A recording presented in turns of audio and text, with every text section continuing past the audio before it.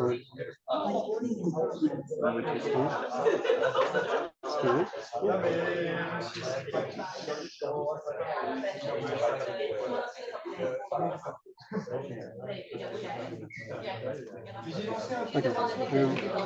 pretty much ready to go. I think I should start. I'm ready.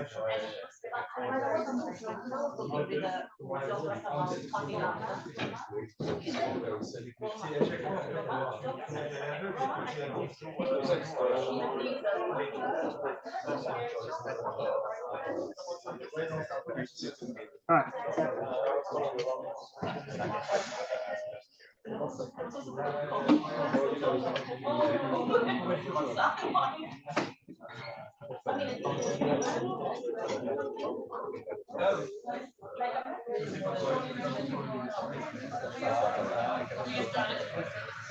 Why do you have a stick that is taller than me? We might get started. Sorry. In a minute. Oh, that's exciting.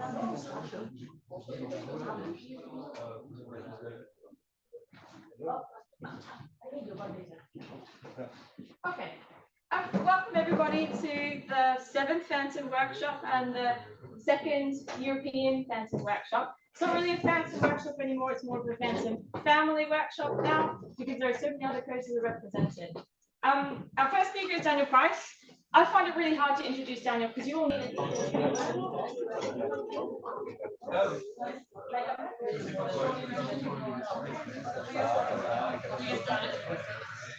do you have a stick that is taller than me?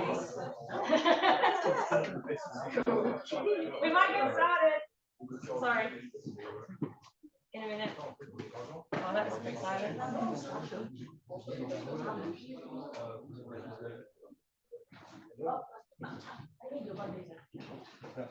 Okay.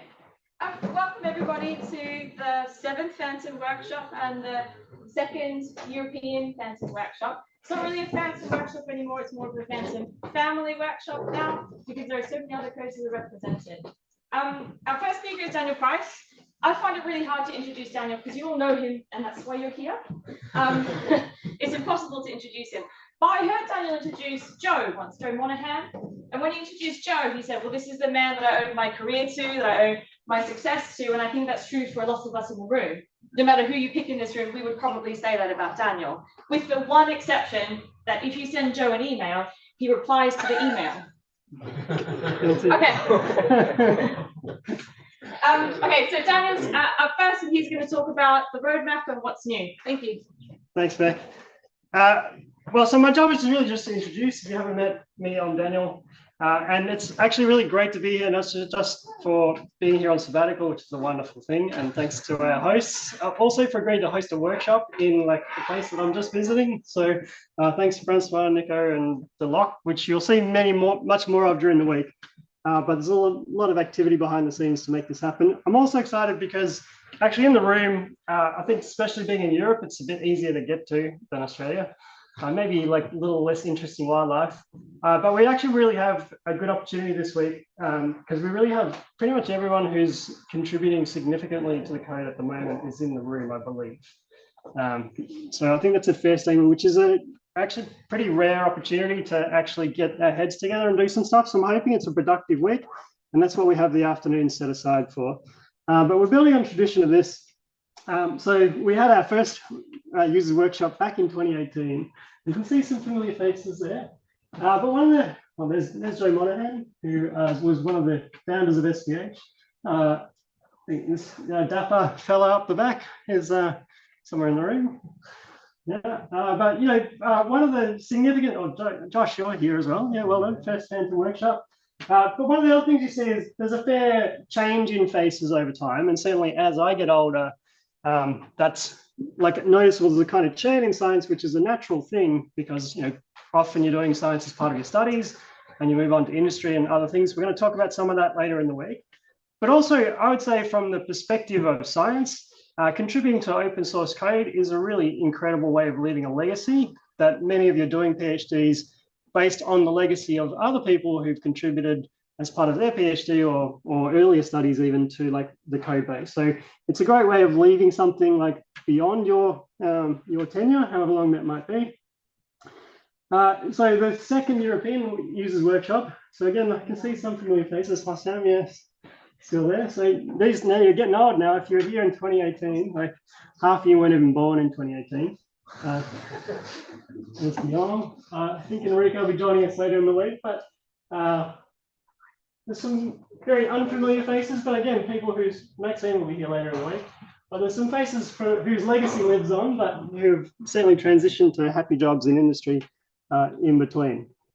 So the third Phantom workshop was pretty weird because it was like right before COVID, and people nearly got trapped in Australia actually because it was like right before the world shut down. So it was pretty quiet affair. Again, we see a couple of familiar people. Mark, I think must have been your first one. Josh, was that your second? Yeah. I don't know if anyone's been to all of them. I think it's impossible, except for maybe me. I don't think it's possible to go to all of them. You can collect the stamps. So the fourth Phantom workshop, there's our host with his big koala, but this is also at Monash. But the last one we had in Australia was in 2024, which was also sponsored by the Australia-French Association for Research and Innovation. That's also one of the reasons we're here, is because that's helped to launch some of our collaborations, and we have a little bit of leftover sponsorship from this organization. So thanks, they're paying for the coffee. But that was interrupted by a quite wild storm. And Timothy, I'm going to send these to you later because you asked them.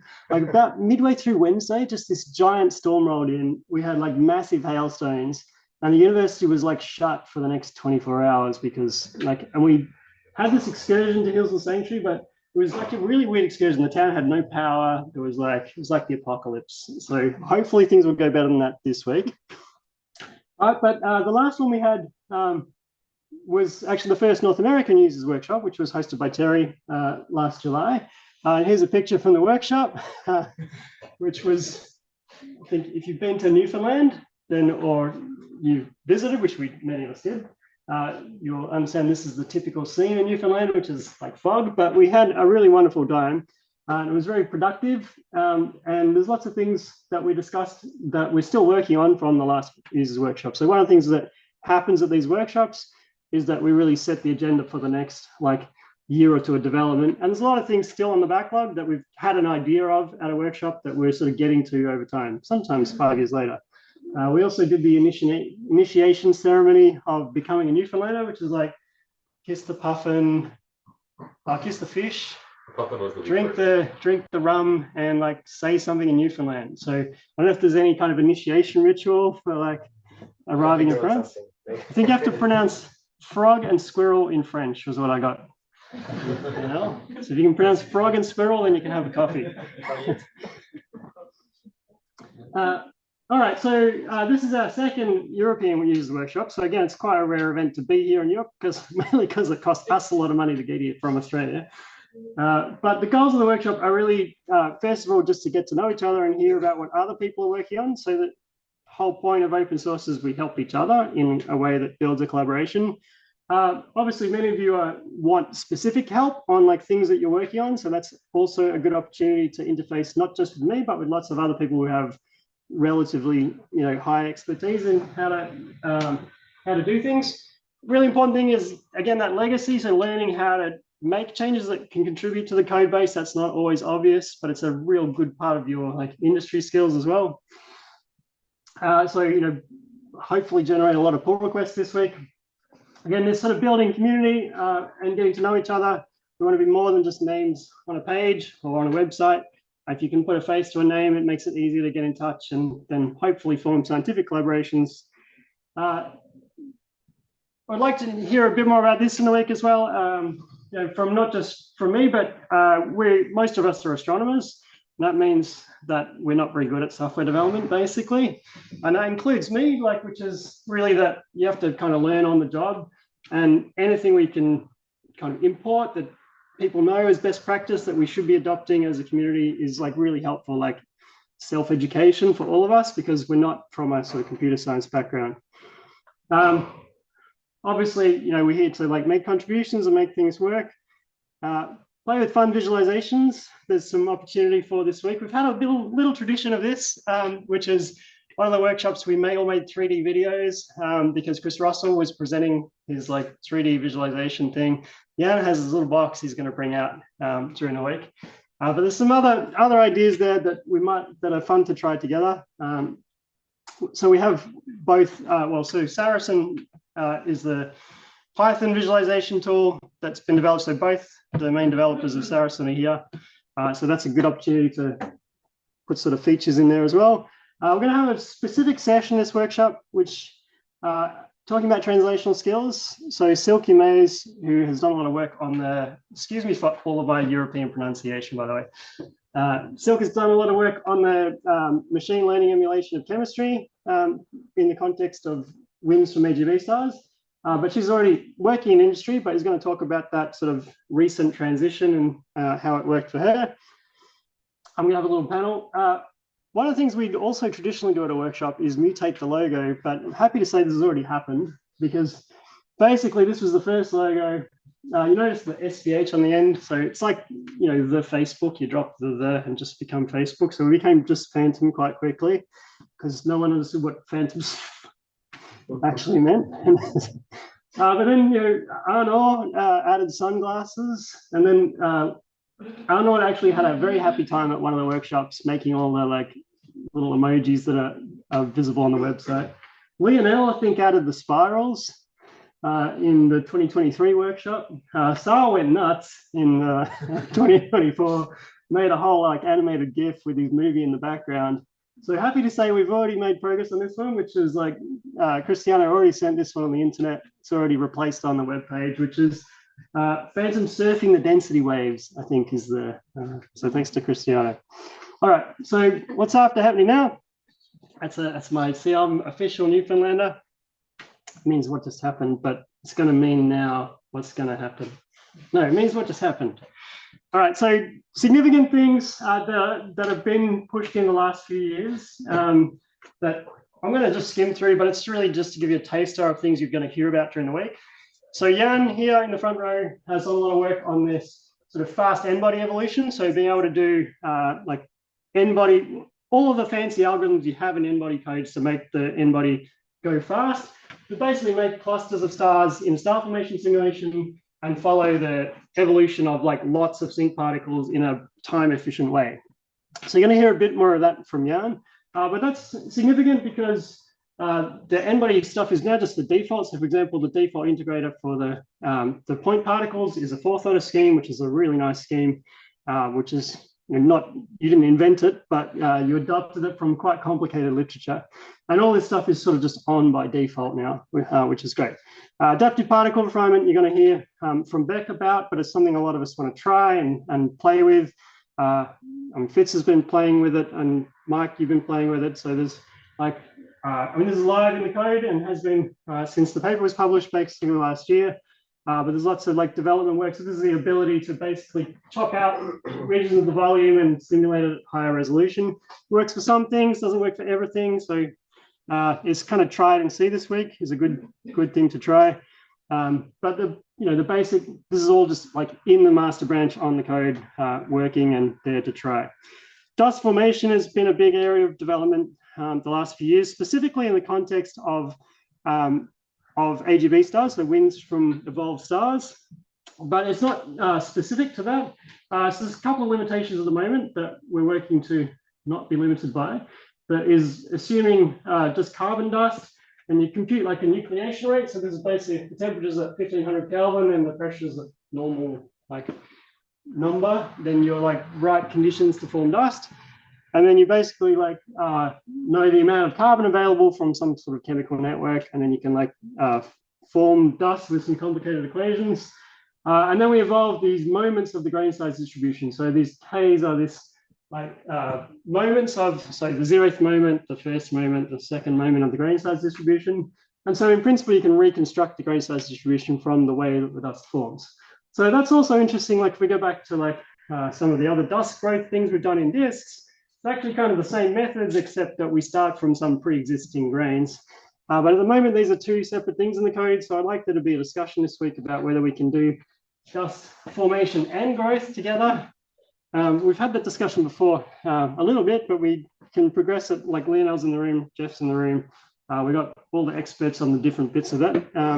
Also, one of the objectives from the stellar side is the most common dust in the universe is like silicates, which are made of oxygen mainly, not carbon, rather than soot. So if you want to do silicates, you need to have a different chemical network, and that's kind of just hanging on a branch at the moment, but Lionel's here. There's some people developing this who are probably interested from the AGB star side. So there's some stuff that should be merged. Okay, and then what you do with this dust is use it to define an opacity, which traps radiation and helps push the wind forward. And so we could use that opacity in other ways that it's not currently used. So there's some ideas on that during the week as well. But of course, the original motivation for this was if you inject the wind from a star, forming dust basically catches all the radiation, accelerates the wind like hell, and then blows all the material away from the star. That's how stars work, in my limited understanding. At least AGB stars. But so one of the unexpected applications, well, maybe not unexpected, but it's actually weird that the first publication on using dust formation in an application was actually in a common envelope. So you got one star entering the envelope of another, and then you're forming dust in the sort of ejected material. So there's, well, it was interesting whether this would actually change how much material gets ejected. Actually, it doesn't change that much because the dust forms in material that's mostly already unbound. But so a new thing that's of interest to some people up the back as well is because this dust forms preferentially in high density regions, then you actually think that if you have a companion in the wind of a star, then the companion actually drives the formation of dust, which is then potentially the companion that sets the mass loss rate of the star, which is a weird thing to think about because then actually the stellar evolution is being driven by having a companion, not by just being a star sitting there. So there's some big implications of this. So that's something that Thais has been working on at Monash, but this is using the module that Lionel and others developed. All right, you're going to see these movies hopefully once again, but you can see this is the dust density on the right here. Why is it not going? That's because my movies are playing different rates. So as the companion orbits, you see the dust forming in the wake of the companion, which is quite fun. All right, so sort of related to dust evolution is the new thing from Stefan's PhD, I'm finishing up, was dust growth with porosity. So being able to treat porosity in the grains. So this is done mainly by changing what used to be sort of the moment equation. So rather than evolving the size of dust grains, you evolve their mass. And that allows you to treat porosity in a sensible way. And so this was published last year and is in the master branch available to use if you want to play around with porous dust grains. One of the big areas we've been working on the last couple of years is the coupling with MCFOS. So MCFOS is a radio transfer code. So we can run it on the fly in the calculation. Actually, it's from a lot of sort of unpublished things through various PhD projects. But the idea is to sort of self-consistently set the irradiation of disks. And actually, we've been improving on this in the years since. So for example, the first publication using this was one of Rebecca's, where you have a binary that like warps a disk and then the warp casts a shadow. And because you're doing the radiation on the fly, you can see the shadowing affect the temperature in the disk as the disk evolves and do it all self-consistently. So it's good for things like shadowing because it's basically just ray tracing. And it's sufficiently quick that you can't do it every time step. You can do it at a reasonably frequent interval. So one of the newish developments on that was we wanted to have a go at disk outbursts in flybys, which is of interest to the group here. So our original idea was that you would have some, heating of the disk, you bang the photons around the exit, that's how you determine the temperature structure. The idea was, well, if you have some stellar companion that perturbs the disk, the idea was that would increase the M dot onto the central star, and that would make the luminosity go up, which would change the irradiation of the disk, which would change the mass loss rate, and we wanted to see what happened. And so the new thing we implemented was the sort of tracking of the M dot, so that you could like follow the luminosity evolution and see it like feed back on the irradiation of the disk itself. And so that was quite successful in that we were able to do a couple of things on flybys where you really have the brightening caused by the interaction. And we published a couple of things that relating to outbursts in young stars that we think are significant because of this, actually it was on the wrong star, the M dot, but that turned out to also be true in observations. So Sal rolled this out actually based on one of the interactions of the last Phantom workshop, or the second last Phantom workshop. So actually doing self-rotating discs with the on-the-fly radiated transfer. We learned actually that mostly you're dominated by irradiation rather than shock heating. And so you get quite a different answer to what people have been assuming in terms of like just allowing some balance between heating and cooling in the disc itself, ignoring the radiation from the start. But again, that was a tough application, but it was like really pushing that coupling to its limits. But it was pretty impressive achievement to get it done. All right, so I'm going to wind up. I've probably got far too many slides to talk about. You'll hear a bit more about this. That this White House and base scheme for flux limit diffusion has been merged and is working, and we have published the first paper on it, which was accepted like a week ago, which was from Mike, so this is a direct port of an algorithm with it's been in SVH&G, which is Matthew Bates code for a while, but it's now available happily in Phantom. But Mike's first publication, I won't steal your thunder, but is to use this in the context of common envelope evolution. So that's really for inside of stars, but it's something, again, you might want to play around with. I'm not going to talk too much about tidal structure events. Fitz will tell you more. But we've done a lot of work on GR, which I think is less of interest to this audience this week. But there's lots of things that are a little bit different in GR to the regular code. But if you want to try things, another thing we worked on related to this is this kind of prediction of the light curve from a simulation. So there's some new functionality related to like if you wanted to do sort of post-processing of this kind of stuff that you might want to try. All right. There's more than I possibly have time to talk about, but you can read the sort of release notes, but there's things in between the release notes, and this year's going to move quite fast as well. In terms of what's next, really for me, the goal is always to make things easier, make things that were hard easier, and make comparing observations easier and easier, and just make. I think it's been. Both in the DISC community and the AGB star community, I think are going in the same direction, where simulations are just becoming a part of that sort of observational workflow. And so that's where we'd like to be. We'd like to sit in that gap where experimenting on the computer with what you think the scenario is from an observational viewpoint is super easy. So that for me is the roadmap.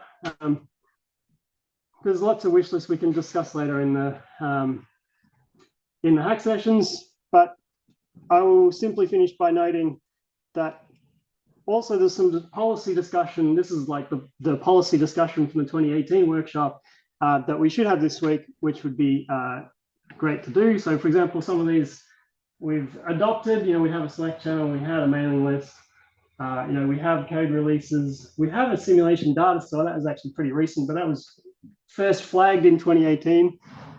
But so there's things like this that we're going to try and discuss this week as well.